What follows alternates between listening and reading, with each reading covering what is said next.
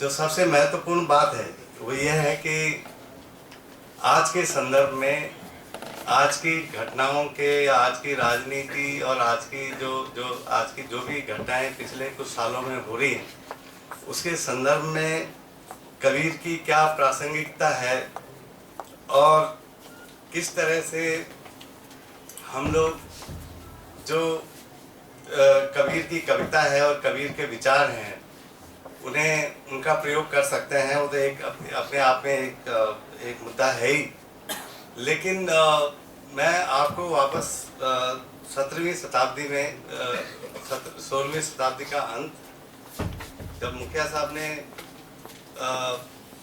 अबुल फजल को उद्धृत किया तो आईने अकबरी में जिस तरह वो इशारा कर रहे थे वो 1595 में आईने अकबरी लिखी गई थी जो कि 16वीं शताब्दी का अंत है। और फिर 17वीं शताब्दी मतलब लगभग 1500 से लेकर के 1600 से लेकर के 1699 तक का जो काल है 17वीं शताब्दी का, उसमें मैं ये बताने की कोशिश करूँगा कि कितने कबीर हमारे सामने हैं और उसमें एक कबीर का एक जो विशेष रूप एक बैरागी के रूप में उसने किस प्रकार से एक तरह का मैं कहूँगा कि कहर ढाया उस शताब्दी के अंत तक और किस प्रकार तत्कालीन शासकों को इस बात की आवश्यकता आन पड़ी कि वो कुछ ऐसे सुधार करें धार्मिक संप्रदायों में और विभिन्न प्रकार के जो सेक्ट उस टाइम विद्यमान थे उनमें इस तरह का सुधार करें कि कबीर की मेमोरी को उसमें कबीर की याद को उसमें जो है बिल्कुल सप्रेस कर दिया जाए, दबा दिया जाए। और जो फिर हम देखते हैं कि 18वीं और 19वीं में हुआ, क्योंकि आप ये देखते हैं कि 17वीं में जो कबीर की लोकप्रियता थी और जिस ढंग से कबीर की अनेक प्रकार की छवियां बनी, 18वीं में उससे बिल्कुल विपरीत है। 18वीं में कबीर पंथियों ने उन्हें बिल्कुल एक तरह का देवता बना दिया, ऐसा देवता बना दिया जो ब्रह्मा विष्णु महेश से भी ऊपर है और बिल्कुल जो पौराणिक जो कथाएं हैं वो अनुराग सागर, ज्ञान सागर और इस प्रकार के अन्य कबीर पंथी जो ग्रंथ थे उनमें कबीर को बिल्कुल एक देवता के रूप में, एक सुपर गॉड के रूप में, जो कि हिंदू पैंथियन के जो गॉड्स हैं उनसे भी बिल्कुल ऊपर है। तो उसमें एक नई प्रकार की थियोलॉजी और नई प्रकार की एक पूरा एक कॉस्मोलॉजी उन्होंने डेवलप की। उससे कबीर का एक तरह से जनमानस से संबंध बिल्कुल विच्छेद हो गया। तो एक तरफ तो जो कबीर पंथ ने जो किया और दूसरी तरफ तत्कालीन शासकों ने जो कबीर की जो एक रेडिकल छवि जनमानस में थी उसको मिटाने के लिए किस प्रकार से 17वीं शताब्दी के अंत में और 18वीं के शुरू में जो प्रयोग किए, जो सुधार किए, उसके कारण वो जो कबीर के विभिन्न रूप थे वो धीरे धीरे समाप्त हुए। और अब 20वीं सदी में हम लोग अब जो एक नया रूप है 19वीं और 20वीं में कि कबीर को एक हिंदू मुस्लिम एकता के सूत्रधार के रूप में जो विकसित की जा रही है इमेज जो अपने आप में बहुत रिलेवेंट भी है, लेकिन जो मैं समझता हूँ कि वो इमेज नहीं है जो 17वीं शताब्दी में या कबीर के अपने टाइम पर है। तो मैं वहीं से अपनी शुरुआत करूँगा। तो अगर आप देखें तो पहली जो कबीर की जो छवि है मोहित की, जिसकी तरफ प्रोफेसर मुखिया ने जो सुबह जिसका विस्तार से वर्णन किया और जो जिसके दर्शन हमें सबसे पहले आईने अकबरी में होते हैं 2 जगह, उसके बारे में मैं कुछ भी नहीं कहना चाहूँगा क्योंकि सर ने बहुत डिटेल में वो बात आपको बता दी है कि किस तरह से 16वीं सदी के अंत तक कबीर की एक मोहित के रूप में, कबीर मोहित के रूप में कबीर जाने जाते थे। और ये आईने अकबरी में, आईने अकबरी के बाद ठीक ये जो मोहित वाली छवि जैसे उन्होंने बताया वो अकबरुल अखियार अब्दुल हक मुहद्दिस देहलवी में भी मिलती है। और उसके बाद फिर जाकर के वो हमें मिलती है दबिस्तान मज़ाहिब में। वहाँ भी कहा गया Kabir the believer in the unity of God, तो बिल्कुल वही बात है। और उसके बाद एक और सूफी टेक्स्ट है 17वीं शताब्दी के मध्य का, जिस शायद वकील साहब को ज़्यादा जानकारी है उसके बारे में, मिरातुल असरार अब्दुल रहमान चिश्ती का। तो उसमें भी कबीर की एक मोहित के रूप में छवि, और उस पर मैं थोड़ा बताऊंगा कि किस तरह से वो ये जो टेक्स्ट है मिरातुल असरार वो शुरुआत करता है कबीर की एक मालामती सूफी के रूप में। कहते हैं कबीर की जो आध्यात्मिक यात्रा है, कबीर की जो स्पिरिचुअल जर्नी है, वो शुरू होती है एक मालामती के रूप में। वो लिखते हैं और मालामती का मतलब होता है कि एक ऐसा सूफी जो रिप्रीहेंसिबल, जो शरीयत को नहीं मानता, या जो पेशरा ऑर्डर या जो इस्लाम के जो बेसिक नियम कानून है उन्हें नहीं मानता है। तो कबीर एक मालामती, एक रिप्रीहेंसिबल सूफी थे शुरू में। और वो शेख तकी, फिर वो शेख तकी कोई सूरावर्दी सिलसिला के मुर्शीद थे, उनके सिलसिले में शामिल हुए। उसके बाद जब वो उससे सेटिस्फाइड नहीं थे, संतुष्ट नहीं थे, फिर वो रामानंद बैरागी की शरण में गए। यहाँ आप देखिए कि रामानंद को एक बैरागी बताया गया है। ये मध्य 17वीं शताब्दी के मध्य की बात है कि रामानंद बैरागी के पास गए। ये कबीर के स्पिरिचुअल डेवलपमेंट की एक इंटरमीडिएट स्टेज है। और रामानंद बैरागी के पास जाकर के उन्होंने कई तरह की स्पिरिचुअल एक्सरसाइजेस करी। और उसके बाद वो उन्हें तौहीद का एक्सपीरियंस हुआ, जिसके तौहीद एक ऐसी कैटेगरी है जिसके बारे में आपको बताया जा चुका है। और वो मोहित बन गए। तो बैरागी तो थे ही, अब वो बैरागी के साथ साथ वो मोहित भी बन गए। और इस हालत में वो चलते रहे। तो ये तो एक इंटरेस्टिंग बात है कि इसके बाद अब्दुल रहमान चिश्ती क्या कहते हैं, वो ज़्यादा इंटरेस्टिंग है। और उससे पता चलता है कि किस प्रकार से जो अबुल फजल और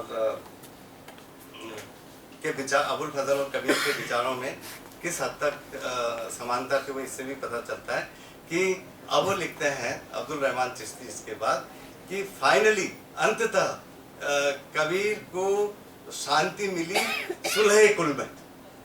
वो ये लास्ट लाइन है कि कबीर को शांति मिली सुलह कुल में। अब आप सब जानते हैं कि सुलह कुल जो है पीस विद ऑल या यूनिवर्सल पीस जो कंसेप्ट है, ये तब तक भारत में और अब्दुल रहमान चिश्ती सिलसिला से संबंध रखते थे। और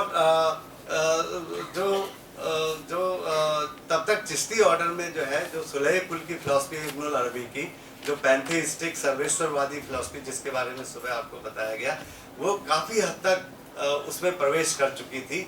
और भारत के अनेक ऐसे चिश्ती सूफी थे जो वहदतुल वजूद और सुलह कुल की धारणा के पक्षधर थे। और एक तरह का संघर्ष का काल था, एक कलह का काल था वजूदी सूफियों के बीच में और सऊदी सूफियों के बीच में। आप सब जानते हैं, कुछ लोग जो हिस्ट्री पढ़ते हैं वो जानते हैं कि शेख अहमद सरिंदी बिल्कुल वहदतुल वजूद, पैंथेइज्म, इस सबके विपरीत उन्होंने वहदतुल सूद की धारणा प्रतिपादित की और वो पैंथेइज्म के खिलाफ थे। तो ये संघर्ष का काल था। तो यहाँ आप देखते हैं कि किस प्रकार से एक सूफी संत, एक चिश्ती सूफी संत न केवल कबीर को सूफी दिखाने की कोशिश कर रहा है, बल्कि साथ में से एक तरह का वजूदी सूफी दिखाने की कोशिश कर रहा था। एक तरह का आप देखते हैं कि एक डबल एप्रोप्रिएशन, कबीर न केवल सूफी के रूप में नजर आ रहे हैं, बल्कि एक सुलह कुल के समर्थक वजूदी सूफी के रूप में नजर आ रहे हैं। तो एक ये जो उनकी मोहित वाली इमेज है, उसी में आगे चल करके ये परिवर्तन हो रहा है।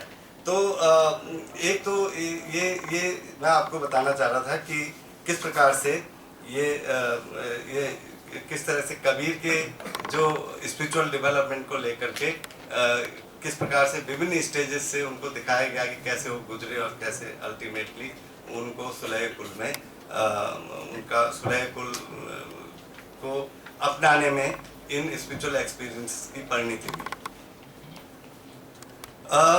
लेकिन इसके अलावा आप देखें तो साथ में अगर आप और दूसरे परंपराओं को देखें तो वो भी अपने साथ चल रही। आदि ग्रंथ में सभी जानते हैं कि 1604 में गुरु अर्जुन देव ने कबीर के पद सम्मिलित किए और वो पद अभी दिखाया जा चुका है कि उससे 30 साल पहले तक भी सिख ट्रेडिशन में थे।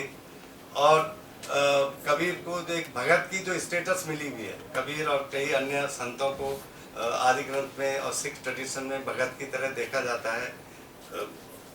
एक तरह से भगतों का वो दर्जा नहीं है जो सिख गुरुओं का है, और न उनके उतने पद वहाँ उतने शामिल हैं जितने सिख गुरुओं के हैं। लेकिन फिर भी एक सम्मानजनक स्थिति सिख कैनन में कबीर को मिली हुई है।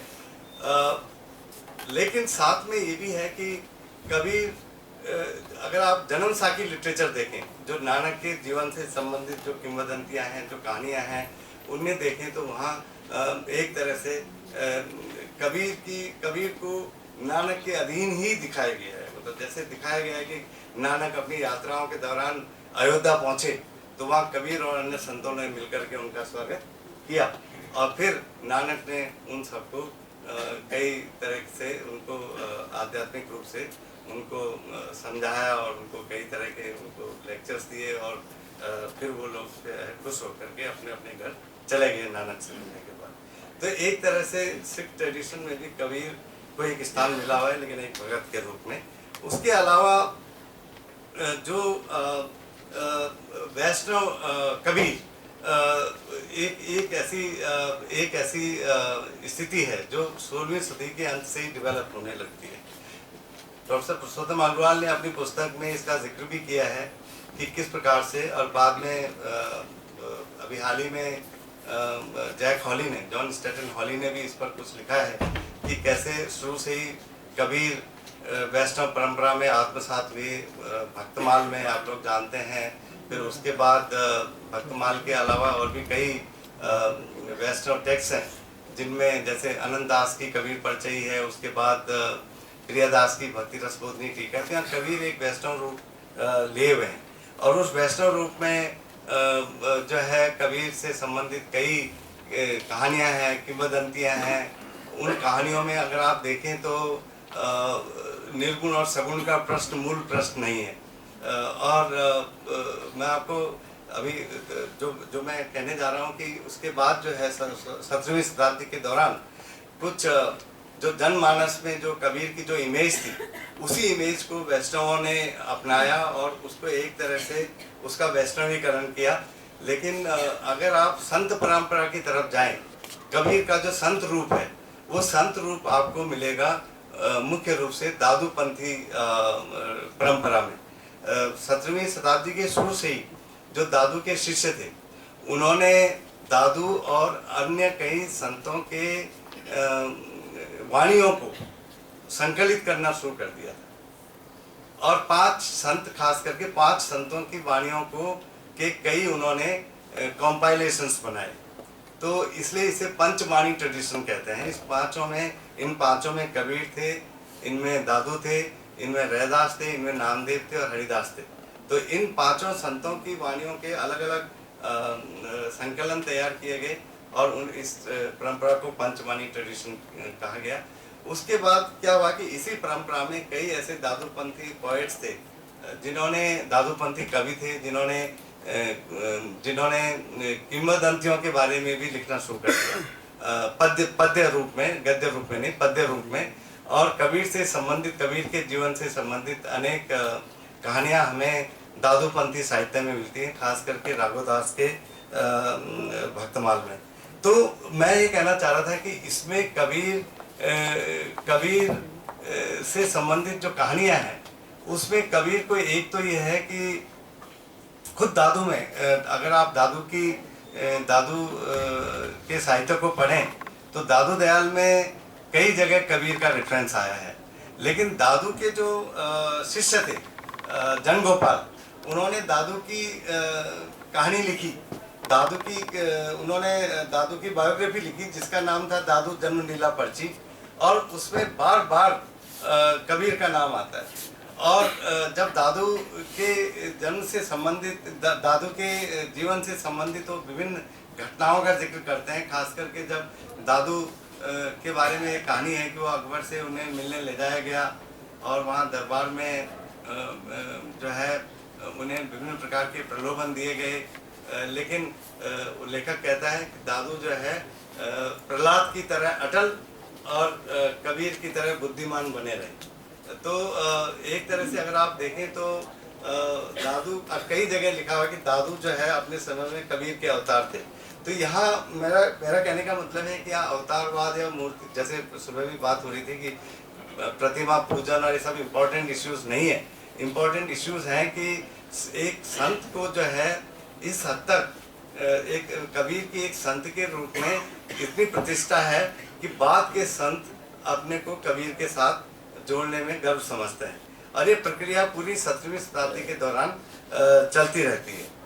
और इसमें आप ये देखते हैं कि इसी से जुड़ी हुई है कबीर की जो एक इमेज वैरागी के रूप में, क्योंकि ये दोनों ओवरलैपिंग है। कबीर की संत के रूप में जो प्रतिमा है, जो दादूपंथी ट्रेडिशन में सबसे ज़्यादा देखने को मिलती है, और कबीर की एक वैरागी के रूप में। अब यहाँ अगर आप देखें तो कबीर को वैरागी क्यों कहा गया, मतलब मैं वैराग की बजाय बैरागी कहूँगा, जो कॉलोकियल फॉर्म है, वर्नाकुलर फॉर्म है बैरागी, क्योंकि उसमें ज़्यादातर जगह जो शब्द यूज़ किया गया है वो व नहीं है, ब है। तो बैरागी जो कबीर की इमेज है कि बैरागी के रूप में कैसे बनी। अब आप सब जानते हैं कि जो वैष्णव एसेटिक्स होते हैं, वैष्णव साधु होते हैं, उन्हें वैरागी कहा जाता है। जो शैव होते हैं वो सन्यासी कहलाए जाते हैं। तो अब 17वीं सदी के शुरू में जो बैरागी शब्द है वो एक अलग ही अर्थ में यूज हो रहा है। जरूरी नहीं है कि जो बैरागी है वो एसेटिक हो या साधु हो या सन्यासी हो, विरक्त हो।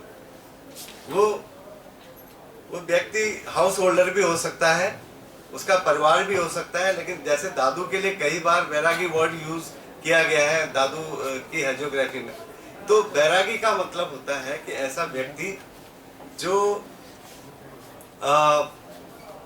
जो अपने समय में जिसने तत्कालीन व्यवस्था को अस्वीकार कर दिया हो, जो ब्राह्मणों से, उलेमा से और तत्कालीन शासकों से लोहा ले सकता हो, जो परंपरा को नहीं मानता हो।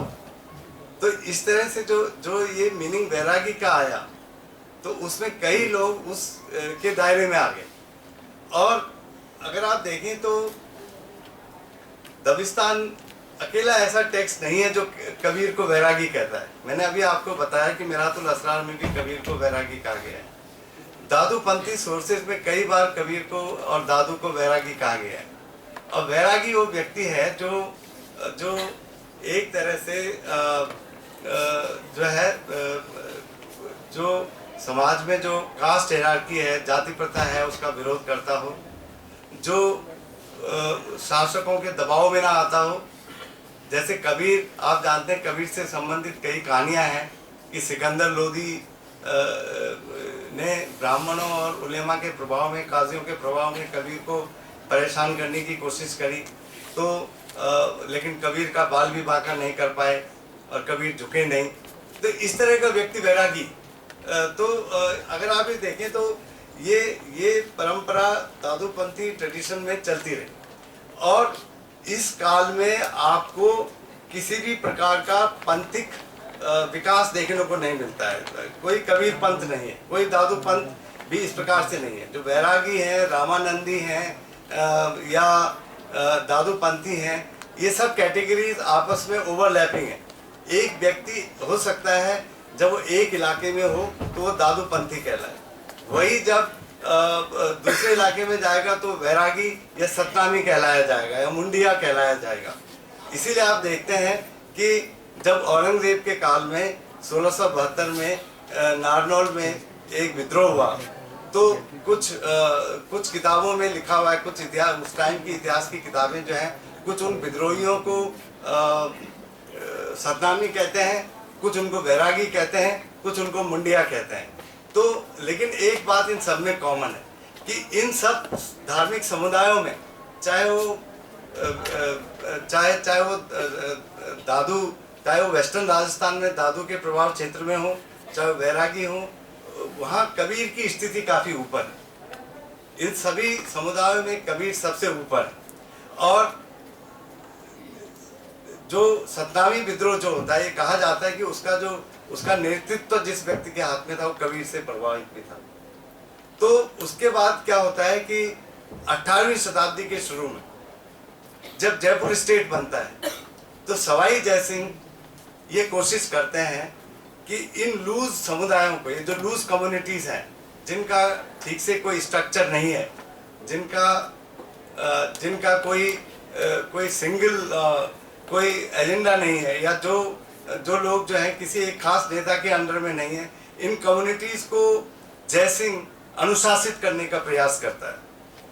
और जयपुर स्टेट के दस्तावेजों में एक खास कैटेगरी दस्तावेजों की है, कपाट द्वारा दस्तावेज, जिसमें इन लोगों को, जो ये बैरागी हैं या सतनामी हैं या लालदासी हैं या दादूपंथी हैं, इन लोगों को जयपुर स्टेट के साथ एक प्रकार का एग्रीमेंट करना पड़ता है, सम्मति पत्र देने पड़ते हैं, जिसमें वो ये कहते हैं कि वो वर्ण आश्रम धर्म व्यवस्था के नियमों से चलेंगे। और उसमें कई लोग जो अपने को रामानंदी कहते थे या दादूपंथी कहते थे या बैरागी कहते थे, जिन्हें स्टेट से पैट्रनेज चाहिए थी, उन्होंने स्टेट के रूल्स और रेगुलेशंस एक्सेप्ट कर लिए। जिन्हें नहीं चाहिए तो वहाँ जयपुर छोड़ करके उन्हें जाना पड़ा। कोई जोधपुर चला गया उस टाइम, कोई मथुरा आ गया, कोई और अयोध्या चला गया, कोई और इलाकों में चले गए। तो एक तरह से ये कोशिश थी कि कबीर के प्रभाव से इन समुदायों को, विशेषकर रामानंदियों को और बैरागियों को मुक्त कर दिया जाए।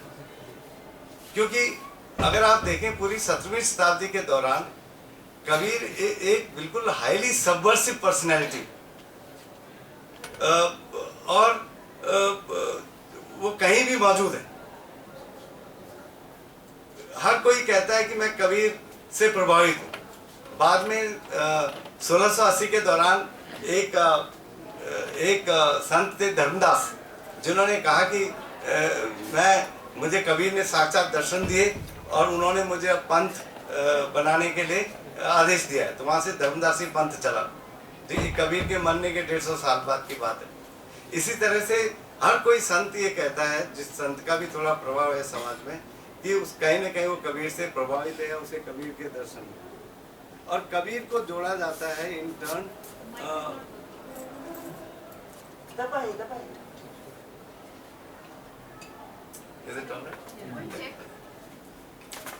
ये एक खास तरह का इस संत परंपरा में एक खास तरह का इतिहास का भी निर्माण किया जाता है 17वीं शताब्दी के दौरान।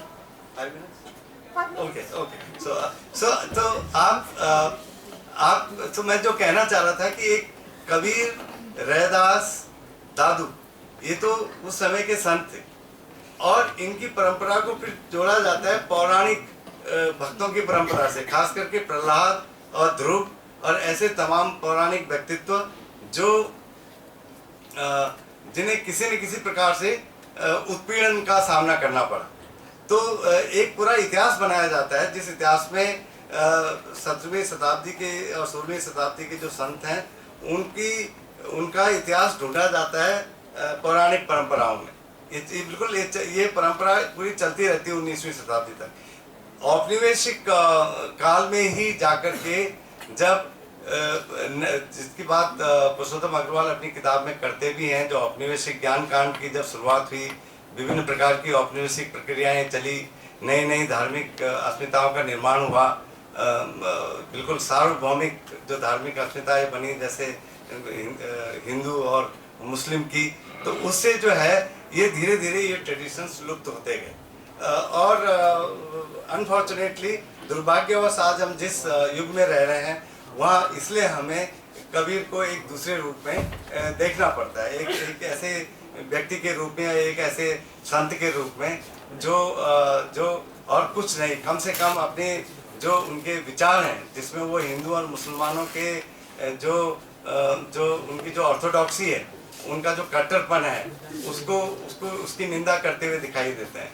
तो लेकिन मेरा कहने का अर्थ ये है कि यदि जो बाकी ट्रेडिशंस कबीर से जुड़े हुए लुप्त नहीं हुए होते, तो हो सकता है कि आज हम जो है दूसरी तरह से कबीर को देख रहे हो। Thank you.